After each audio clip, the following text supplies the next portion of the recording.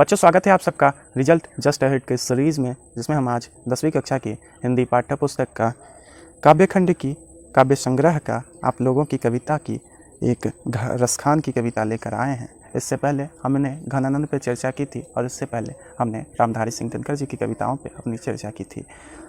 तो घनानंद की कविताओं को आप सब ने बहुत प्यार दिया। मुझे बहुत खुशी है कि बहुत प्यार मिला उसको। इससे पता चलता है कि आप सबों की रुचि हिंदी को जानने में ज़्यादा है। तो चलिए रसखान पर अपनी चर्चा प्रारंभ करते हैं। बच्चों, बात ऐसी है ना कि रसखान के बारे में कोई भी प्रामाणिक तथ्य नहीं है। हमने बताई थी घनानंद के बारे में कहानी जो प्रामाणिक नहीं था, वो तो एक छोटी सी कहानी थी। पर रसखान जी ऐसे थे जिनके बारे में कोई प्रमाण तो मिलता ही नहीं है। यहाँ तक कि इनके जन्म संबंध के बारे में भी कोई प्रमाण नहीं मिलता है। हमारे पास इनके नाम के सिवाय कोई प्रमाण नहीं है। फिर भी इनकी एक ग्रंथ प्राप्त हुई, प्रेम वाटिका, जिससे पता चलता है कि इनका जन्म 1610 ईस्वी के करीब हुआ था। और ये भी पता चला कि ये दिल्ली के पठान राजवंश से थे। इस पर जोर देने का अर्थ मेरा यही है कि मैं आपको बताना चाहता हूँ कि धर्म से मुस्लिम समुदाय से थे। फिर ये वृंदावन गए और कृष्ण भक्ति में लीन हो गए। एक मुस्लिम होते हुए भी कृष्ण की ऐसी भक्ति कभी देखी नहीं गई। ये कृष्ण के बाल स्वरूप से इतनी गहरी भक्ति करते थे, इतना गहरा इनको प्रेम था कि जिसे मैं शब्दों में बयां नहीं कर सकता। ऐसी बात है कि इनकी जो रचना होती थी वो सवैया छंद में होता था। सवैया छंद एक प्रकार की काव्य रचना होती है और इनकी रचना इतनी सहज होती थी, इतनी सहज, और उसमें ब्रजभाषा का ऐसा प्रभाव जो देखना दुर्लभ है। और इनके बारे में, इनकी रचनाओं को देखते हुए कहा जाता है कि सवैया छंद में इतने प्रवीण कवि आज तक कोई नहीं हुए। इतनी अच्छी सवैया व्यक्त करने वाले कोई और कवि नहीं हुए। आज तक के इतिहास में तो ऐसा देखा नहीं गया है। इनकी जितनी भी रचनाएं हैं वो सब उत्तम है। अति उत्तम कहूँ तो अति उत्तम की श्रेणी में भी आप रख सकते हैं। इनके बारे में जो प्रसिद्ध घटना है, मैं उनका खास तौर से वर्णन करना चाहूँगा। ऐसा हुआ था कि ये किसी पान वाले दुकान पे गए थे। ऐसी कई सुनाई घटना है जो मैं आपको बता रहा हूँ, ताकि आप इस काव्य को उसके साथ रिलेट कर पाएँ और समझ पाएँ, उनके बारे में ज़्यादा बेहतर तरीके से समझ पाएँ। तो ये किसी पान वाले दुकान पे गए जो हिंदू था धर्म से, और भगवान कृष्ण की बाल स्वरूप की प्रतिमा लगा रखा था। इन्होंने देखा तो ये बड़े मोहित हो गए भगवान कृष्ण के उस प्रतिमा पे। उसमें भगवान अपने बाल स्वरूप में थे और भगवान के पाँव में कोई चरण पादुका या कोई चप्पल वगैरह नहीं थी। बड़े सोच में पड़ गए कि ये बच्चा जो इतना मासूम है, इतना प्यारा है, इतना भोला भाला है, उसके पाँव जल जाएंगे। उसके पैरों में कोई चप्पल नहीं है, उसके पैरों में शुद्ध हिंदी में कहूँ तो कोई चरण पादुका नहीं है, तो इसके पाँव जल जाएंगे, इसके पैरों में चोट लग जाएगी। ये बड़े परेशान हो गए कि इस बच्चे के पास क्यों चरण पादुका नहीं है। सोचिए, जो भगवान पूरे संसार को चलाता है, जो भगवान पूरे जग को चलाता है, तीनों लोकों को चलाने वाला, उसके बारे में ये चिंता करते हैं, तो भगवान इनके बारे में चिंता क्यों ना करें। ऐसे भक्त की चिंता भगवान को क्यों ना हो, जो भक्त अपनी चिंता छोड़कर उस परमात्मा की चिंता कर रहा हो। आजकल हम लोगों में प्रवृत्ति ऐसी होती है, हम लोग ऐसे स्वार्थी प्रवृत्ति के मानव हैं जो खुद को छोड़कर किसी और के बारे में कभी नहीं सोचते। पर ऐसा रसखान में नहीं था। वो भगवान के बारे में सोचने लग गए और उनकी रातों की नींद इसी में समा गई। पान वालों से उन्होंने पूछा, वो जो पान वाला था उससे पूछते हैं कि भैया ऐसा है कि मुझे बताओ कि बालक रहता कहाँ है, मुझे इसके लिए चरण पादुका ले जाना है। पान वालों ने कहा, पान वाला जो था सोचा कि बड़ा अजीब आदमी है, किसका पता पूछ रहा है। खैर, अपना पीछा छुड़ाने के लिए उसने बोल दिया कि जाओ, मुझे मालूम नहीं। रसखान जी बड़े बेचैन एक प्यारी सी चरण पादुका बनवाते हैं जो एक बच्चे की होती है, और अपनी रातों की नींद इसी में लगा देते हैं, इसी बात को सोचते हुए लगा देते हैं कि बच्चा कहाँ मिलेगा मुझे। बहुत भटकते हुए, ढूंढते हुए जब उन्हें पता चलता है कि बालक वृंदावन में निवास करता है, ये बालक वृंदावन में निवास करता है, तो ये पागलों की तरह पैरों में चप्पल नहीं, खाली पैर और पैदल ही वृंदावन की ओर चल दिए थे। मीलों दूर तय करके जब वो वृंदावन पहुंचते हैं, उन्हें एक और मुसीबत का सामना करना होता है। जो मुसीबत होती है जातिवाद की, धर्मवाद की, जो शायद आज भी व्याप्त है हमारे समाज में, पर भी इतना नहीं है जितना तब हुआ करता था। बच्चों, ऐसा था कि हिंदू समुदाय के जो लोग होते थे वो अपने मंदिरों में मुस्लिमों का प्रवेश वर्जित रखते थे। वो किसी मुस्लिम को प्रवेश करने नहीं देते थे। तो ये बहुत ही शर्मनाक सी घटना थी कि इन्हें रोका गया मंदिर में प्रवेश करने से। ये प्रवेश द्वार पर ही रातों की नींद वहीं बिता दिए। और नींद मैं क्या कहूँ, इन्हें नींद कहाँ से आता, जो भगवान के लिए मीलों दूर पैदल चल के आए। जो इतना पागल हो उसके दर्शन के लिए उसकी आंखों में नींद होंगे क्या। तो भगवान के बाल स्वरूप पे ये इतना मोहित थे कि इनको तो नींद लगने वाली थी नहीं। फिर भी माया देखिए भगवान की, रात के तीसरे पहर में इनकी आंखें लग गईं। भगवान आते हैं। देखिए, जो भक्त भगवान तक नहीं पहुंच सकते ना, रास्ते में जो भक्त किसी मुसीबत के कारण भगवान तक नहीं पहुंच पाते हैं, भगवान उन्हें लेने खुद चले आते हैं। भगवान आते हैं उसी बाल स्वरूप में, उसी प्यारे स्वरूप में, और उनके बगल में बैठकर उनके सर पर हाथ डालते हैं। उनकी नींदें खुल जाती हैं और फिर भी वो देखते हैं रसकान जी कि भगवान खाली पैर हैं और उसी स्वरूप में हैं जैसे उन्होंने उस प्रतिमा में, उस वहाँ पे टंगी हुई भगवान की उस फोटो में देखा था। अब वो सोचेंगे क्या, सोचने विचारने का समय तो गया। अब वो उस चरण पादुका को शीघ्र अतिशीघ्र भगवान के पैरों में पहना देते हैं। भगवान भी पहन लेते हैं। सोचिए भक्ति की माया, किस तरह से भगवान और भक्त का प्रेम जो रसखान जी दर्शाते हैं। तो ये एक ऐसे मुस्लिम भक्त थे जिनके बारे में भारतेंदु हरिश्चंद्र जी कहते हैं, इन मुस्लिम हरिजनन पे कोटि हिंदू वारियो। मतलब ये जो मुस्लिम हरिजनन है, ये जो मुस्लिम हरि के जनन है, हरि के बच्चे हैं। हम लोग क्या हैं? हरि के बच्चे हैं। तो ये जो मुस्लिम हरि का बच्चा है ना, इस पे करोड़ों हिंदू को वारा जा सकता है। करोड़ों हिंदू इसके ऊपर वारे जा सकते हैं। तो इनका जो पद होता है, इनकी जो कविताएं होती हैं, उसमें हमें प्रेम, भक्ति, लगाव, दर्द का अनुभव मिलता है। तो आइए फिलहाल हम इनकी काव्य पर बात करते हैं। प्रेम ऐनी श्री राधिका, क्या अर्थ है इसका? प्रेम ऐनी श्री राधिका। रसखान जी कहना चाहते हैं कि ये प्रेम स्वरूप, प्रेम के जो आईने हैं वो कृष्ण और राधिका जी हैं। और ये सारी रचनाएं जो हैं सवैया छंद में लिखी गई हैं। तो देखिए आपका स्वरूप, मतलब आप जो समझ पाएंगे, इस छंद को फील कर पाएंगे, ये आपको बहुत बेहतर लगेगा। ये ब्रजभाषा में लिखी हुई है, ब्रजभाषा का स्वरूप आपको यहाँ देखने को मिलेगा। प्रेम ऐनी श्री राधिका प्रेम वरन नंदन। कहते हैं कि ये भगवान श्री राधिका और कृष्ण प्रेम के आईने हैं। आईना जो हम देखते हैं, शीशा। प्रेम वरन नंदन, और ये प्रेम के प्रतिबिंब जो नंद हैं, नंद के पुत्र हैं। प्रेम वाटिका के दो माली मालिन द्वंद, ये दोनों प्रेम वाटिका के माली और मालिन हैं। प्रेम रूपी वाटिका के, बगीचे के ये दोनों माली और मालिन हैं।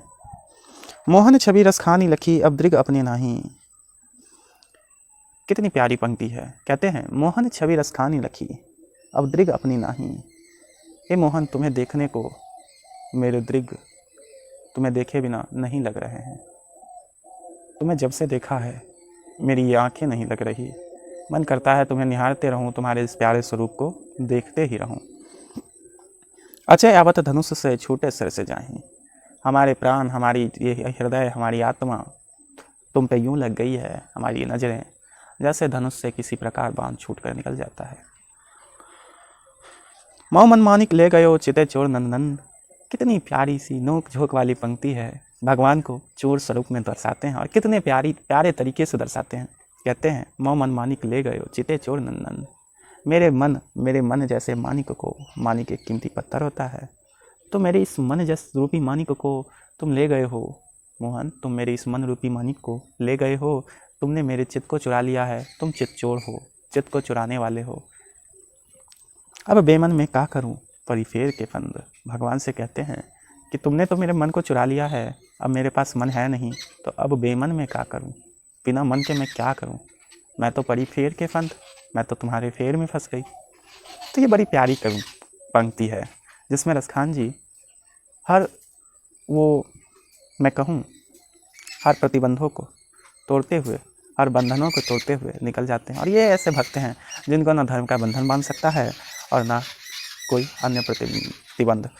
तो ऐसा होता है बच्चों, जो सच्ची भक्ति करते हैं भगवान से, ईश्वर से, परमात्मा से, धर्म का कोई भी बंधन उन्हें बांध नहीं सकता।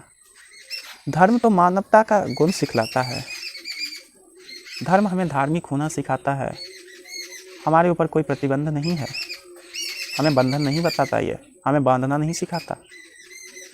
हमने धर्म का कोई और ही मतलब निकाल रखा है। समाज के इन महान वर्गों ने, इन ऊंचे वर्गों के लोगों ने इसका पता नहीं क्या मतलब निकाल रखा है। भगवान इस मतलब से दूर हैं, भगवान इस मतलब से परे हैं, उन्हें तो ये सब कुछ पता नहीं। भगवान मानव को इस धरती पर भेजते हैं ताकि वो कुछ समाज के लिए अच्छा कर सके, ना कि समाज को तोड़ सके, समाज को बांटे, आपस में दंगा करवाए, सांप्रदायिक दंगा करवाए। ये सब नहीं होता। तो देखिए, इनसे सीखिए, रसखान जी से सीखिए ईश्वर की सच्ची भक्ति क्या होती है, जिसमें कोई नियम नहीं होता। भगवान नहीं कहते कि बच्चों मुझे पाने के लिए तुम देर सांझ तक या फिर 2 दिन तक भूखे रहो, तुम अगरबत्ती लेकर, फूल लेकर, मालाएं लेकर मेरे आगे तुम मेरे ऊपर ही अपना समय व्यर्थ करते रहो। भगवान तो बस इतना कहते हैं बच्चों कि तुम कर्म करो और तुम्हें फल अवश्य मिलेगा। तुम अच्छा कर्म करोगे, अच्छा फल मिलेगा, तुम बुरा कर्म करोगे, बुरा फल मिलेगा। भगवान तो इतना ही कहते हैं। प्रीतम नंद किशोर जा दिनते नैननी लाग्यो, कहते हैं प्रीतम नंद किशोर जब से तुम चले गए हो मेरे नैन नहीं लग रहे हैं, मेरी आंखें, मेरा मन तुम्हारे बिना नहीं लग रहा है। मन पावन चितचौर पलक ओट नहीं करी सको, मन को चुराने वाले चितचौर तुम्हारे बिना मेरी पलकें नहीं झुक रही हैं, मैं अपनी पलकें नहीं झुका पा रहा हूँ। अगला जो काव्य है, करील के कुंजन ऊपर वारो। करील का कुंजन क्या है? कुंजन अर्थात बगीचा। तो ये करील के जो बगीचे होते हैं ना, मतलब करोड़ों बगीचों को उनके ऊपर वारने के लिए तैयार हैं। भगवान से इनकी कुछ आशाएं हैं जो अगर पूरी हो जाए तो देखिए रसखान जी कहते हैं कि किन किन चीज़ों को ये त्यागने को तैयार हैं। एक तरह से ये भगवान से ऐसा कहते हैं, प्रेम में इंसान, प्रेम का कोई मूल नहीं होता ना, अनमोल होता है प्रेम। तो इस पंक्ति से हमें साफ इस चीज़ की झलक मिलती है। तो आइए देखते हैं। या लकोटी अरु कमरिया और राज तिहुपुर की तजिटारो, कहते हैं भगवान उस कम्मल और उस लाठी को मुझे दे दो, उस कम्मल और उस लाठी को मुझे दे दो, उसे देखने, उसे छूने, उसे उठाने का सौभाग्य मुझे दे दो, और मैं तीनों राज तिहुपुर की तजिटारो, मैं तीनों लोकों को तुम्हारे ऊपर त्यागने को तैयार हूँ। मैं उसके लिए तीनों लोग, तुम त्रिलोक का स्वामी बना दो, मुझे नहीं बनना, तुम केवल उस लाठी और उस कम्मल को दे दो। या लकुटी अरु कमरिया और राज तिहुपुर की तजिटारो। कितनी प्यारी पंक्ति है। प्रेम का मूल कुछ नहीं होता बच्चों, प्रेम अनमोल होता है, और इस पंक्ति से हमें साफ ये देखने को मिल रहा है। आठहु सिद्धि नवो निधि को सुख नंद की गाय चराई विसारो। उस नंद की गाय को चराने में वो आनंद है जो 8 सिद्धि और नवो निधि में कहा। 8 सिद्धि और 9 निधि होते हैं, उनमें वो सुख नहीं, वो आनंद नहीं जो आनंद उस नंद की गाय को चराने में है। रसखानी कबो इन आँखिन 100 ब्रज के बनबाग टडाग निहारो। रसखान तो कभी इन आंखों से उस ब्रज के बनबाग और उस टडाग को निहारना चाहते हैं। बनबाग क्या होता है? बगीचा, और टडाग तालाब, जिसमें भगवान अपने बाल स्वरूप में गोपियों के साथ स्नान किया करते थे, और वही बगीचा जिसमें भगवान अपनी प्यारी मधुर बांसुरी राधा के संग बजाया करते थे, प्रेम लीलाएं क्या करते थे। तो रसखान अपनी इन आंखों से उसी को निहारना चाहते हैं। कोटि करौ कलधौत के धाम। कलधौत का धाम यानी कि कलधौत इंद्र को कहा गया है। तो उस इंद्र के धाम को यानी स्वर्ग लोक को ये त्यागने को तैयार हैं। कोटि करो कलधौत के धाम, उस कलधौत के धाम को तुम ले लो। करील के कुंजन ऊपर वारो, उस कुंज के बगीचे को तुम ले लो। मुझे नहीं चाहिए, मुझे नहीं चाहिए। मुझे जो वर्णित वस्तु है उसे प्राप्त करने का सुख चाहिए, उसे देखने का सुख चाहिए, और इन्हें कुछ और नहीं चाहिए। विश्वास है जिस प्रेम और आस्था के साथ मैंने आपको इस कविता का सारांश बताया है, आपने इसे अच्छे से महसूस किया होगा। हम आपसे एक ही दरख्वास्त करना चाहते हैं जो आपके बड़े भाई होने के नाते मेरा अधिकार होगा कि आपको ये इस तरह से समझ में नहीं आएगा। बच्चों, आप क्या करें, अपनी कॉपी लें और इसका सारांश खुद से लिखें, अभी तुरंत लिखें। और फिर अगर आपको नहीं समझ में आए तो आप इस वीडियो को फिर से देखें। और आगे आपको अगर हमारे परिवार के साथ जुड़ना है, हमारे परिवार का हिस्सा बनना है, तो आप चैनल को सब्सक्राइब कर सकते हैं। ये जो रिजल्ट जस्ट अहेड का परिवार है, तो आपको इस परिवार में का सदस्य बनना है तो आप इस चैनल को तुरंत सब्सक्राइब करें और आपसे कोई भी ये वीडियो छूट ना जाए, इसीलिए आप बेल आइकॉन को प्रेस करें। उसके बाद आप और हमारे गाइडेंस में आना चाहते हैं, आप चाहते हैं कि मैं आपका भाई आपको गाइड करूं, तो आप क्या करें, टेलीग्राम ज्वाइन करें और ग्रुप डिस्कशन में भाग लें। वहाँ और भी आपके भाई बहन आपका साथ देंगे और वहाँ आप सब ग्रुप डिस्कशन को एंजॉय करेंगे। उसके बाद फिर भी आपको कोई समस्या हो तो आप मुझे अपना बड़ा भाई मानकर आपको ये जो व्हाट्सएप नंबर मिल रहा है, इससे मुझे मैसेज कर सकते हैं और आपको इसका ज़रूर रिप्लाई मिलेगा। धन्यवाद। अब मिलते हैं नेक्स्ट एपिसोड में किसी रोचक घटना के साथ, किसी रोचक काव्य के साथ।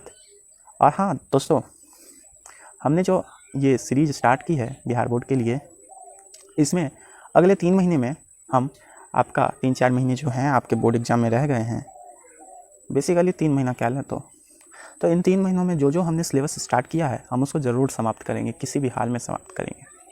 तो आप बिना किसी शक के गुंजाइश के आप हमारे साथ जुड़ सकते हैं।